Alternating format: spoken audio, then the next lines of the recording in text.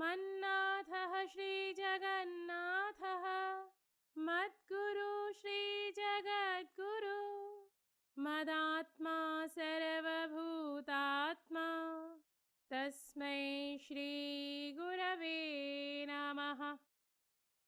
आप सभी को नमस्कार।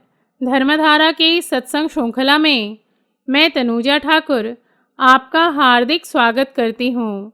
हमारे श्री गुरु एवं वैदिक उपासना पीठ के प्रेरणा स्रोत परात्पर गुरु परम पूज्य डॉक्टर जयंत बालाजी आठवले एवं हमारे आराध्य देव भगवान शिव के चरणों में वंदन कर आज का सत्संग आरंभ करती हूँ।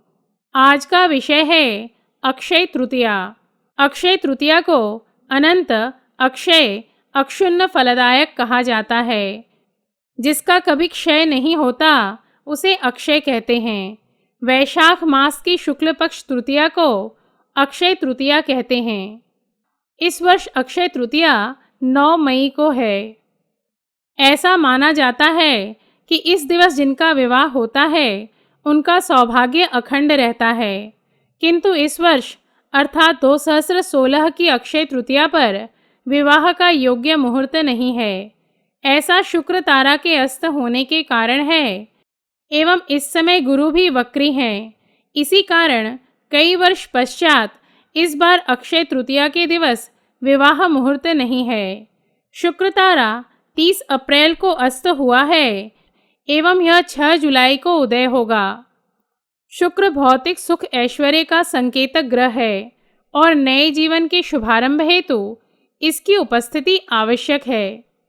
अक्षय तृतीया के दिवस महालक्ष्मी की प्रसन्नता हेतु विशेष अनुष्ठान होता है जिससे अक्षय पुण्य मिलता है।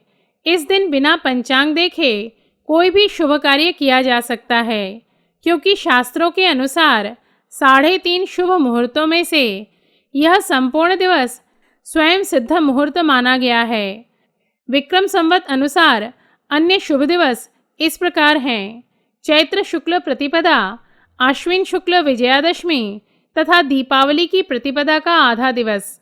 समस्त शुभ कार्यों के साथ ही इस दिवस प्रमुख रूप से विवाह, स्वर्ण क्रय, नूतन सामग्री लेने, गृह प्रवेश, पदभार ग्रहण, वाहन क्रय, भूमि पूजन तथा नया व्यापार प्रारंभ किया जा सकता है। भविष्य पुराण अनुसार अक्षय तृतीया के दिन सतयुग एवं त्रेता युग का प्रारंभ हुआ था। इसी तिथि को महाभारत का युद्ध भी समाप्त हुआ था। भगवान विष्णु के 24 अवतारों में से भगवान परशुराम, नरनारायण एवं हयग्रीव आदि 3 अवतार अक्षय तृतीया के दिवस धरा पर आए थे। तीर्थस्थल बद्रीनारायण के पट भी अक्षय तृतीया को खुलते हैं।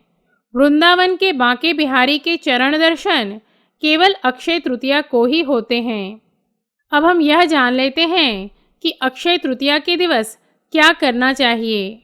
इस दिवस तीर्थ क्षेत्र अथवा पवित्र नदी के जल में स्नान करना चाहिए। सुख समृद्धि देने वाले देवता की उपासना इस दिवस करने से हम पर उनकी कृपा दृष्टि का कभी भी क्षय नहीं होता।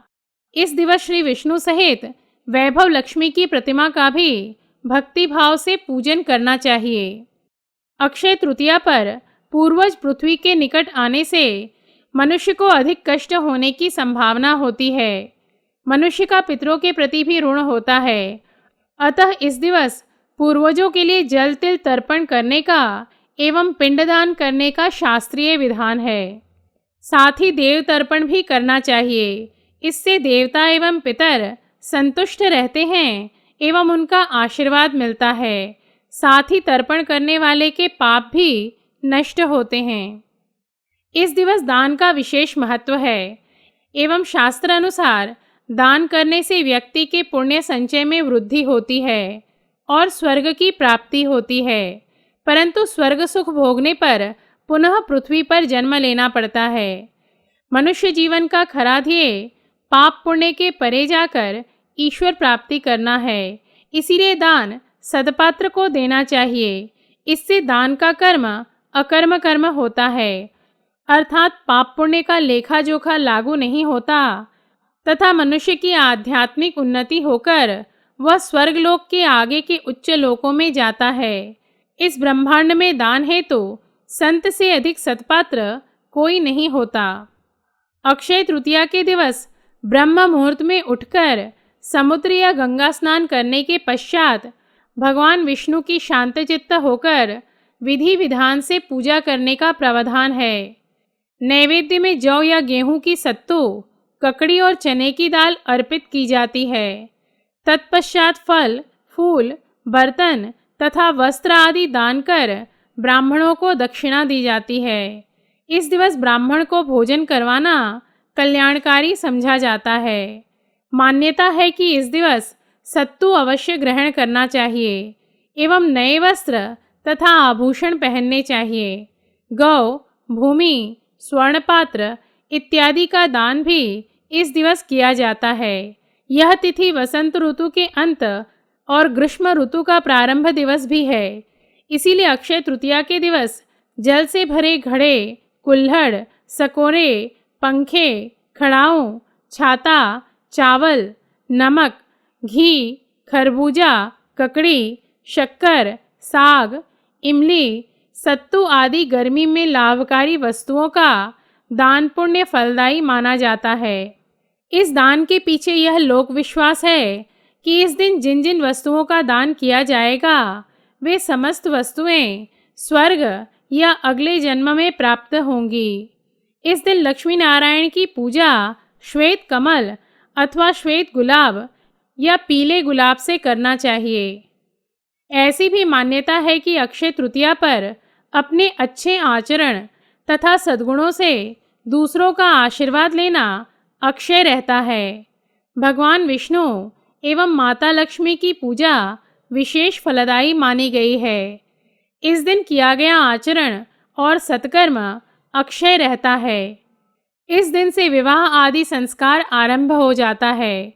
कुटुंब के वयोवृद्ध अपने पुत्र पुत्रियों के लगन का मांगलिक कार्य आरंभ कर देते हैं। अनेक स्थानों पर छोटे बच्चे भी पूरी रीति के साथ गुड्डे गुड़िया का विवाह रचाते हैं।